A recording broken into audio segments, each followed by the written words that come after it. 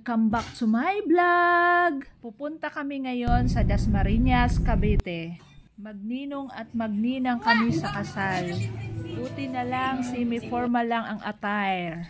Alam nyo naman, si Daddy Mike at si Mami Meds ay hindi sanay sa mga formal events. Huy!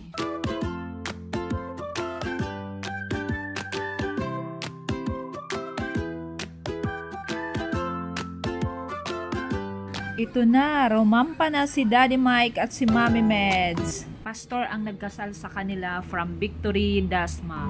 Ang groom at saka bride, mag-high school sweetheart silang dalawa. Parang kami lang ni Daddy Mike. Uy!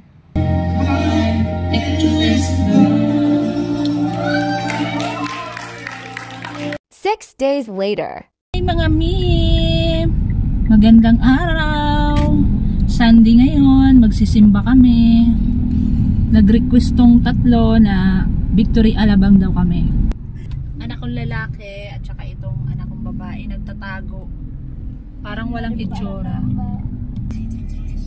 Ayan o, ang pangit ng anak ko.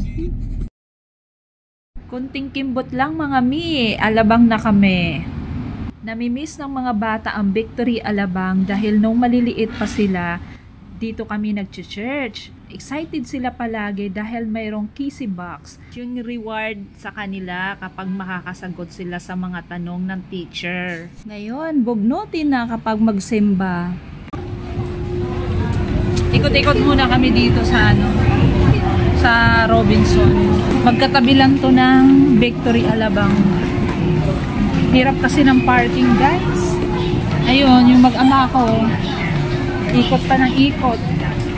Kahanap ng parking. Kami, ikot din kami ng ikot dito sa mga bilihan ng gamit. Ang gaganda ng mga gamit, hanggang tingin lang muna Mami Meds. At wala naman din akong paglalagyan, ang liit lang ng space ng unit namin. Andito na kami sa Victory Alabang. Pasok muna kami dito. Ganda na talaga. Nung wala pa yung Victory Las Piñas at saka Victory Parañaque, dito kami nag-church. Dito muna kami umupo habang naghihintay sa next service.